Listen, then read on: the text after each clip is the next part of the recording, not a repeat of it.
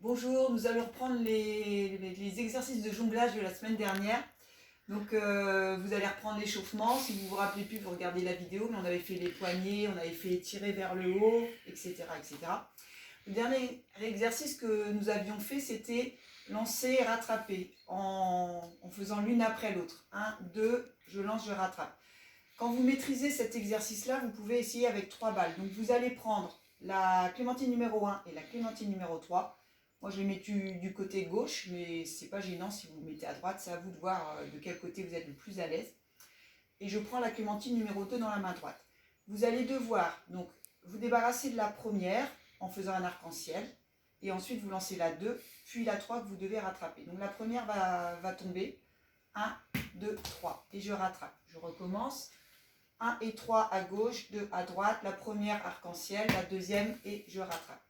Vous pouvez aussi faire 1, 3 et cette fois-ci c'est la troisième qui va tomber par terre. Donc on fait 1, 2, vous rattrapez, la troisième va tomber par terre.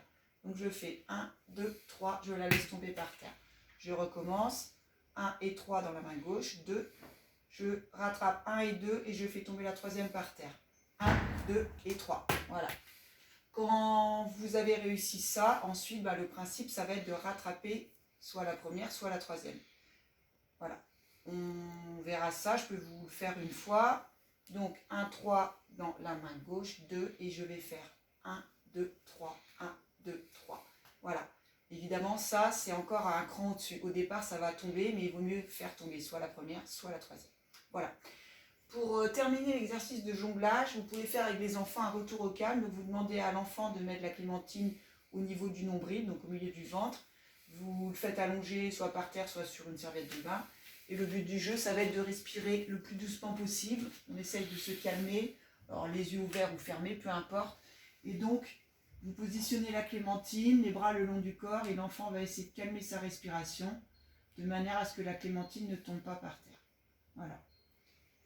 À ça, vous pouvez rajouter le comptage des 30 secondes. Ça veut dire qu'avec la clémentine allongée sur le ventre, vous lancez un top départ avec un chronomètre ou votre chronomètre de portable et vous allez demander à l'enfant de compter dans sa tête 30 secondes.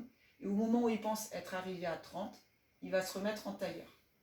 Et si vous avez plusieurs enfants, vous pouvez faire un petit concours à savoir quel est l'enfant qui a réussi à se remettre en tailleur le plus proche de 30 secondes. Soit vous avez un peu de place, vous les mettez les uns à côté des autres, soit c'est chacun son tour. Il y en a un qui chronomètre, qui regarde par exemple, ah, il s'est levé à 25 secondes, le grand frère s'est levé à 31 secondes, donc c'est celui qui est plus près de 30 qui a gagné. Voilà, je vous laisse pour aujourd'hui, bon week-end et bon courage à tous, au revoir.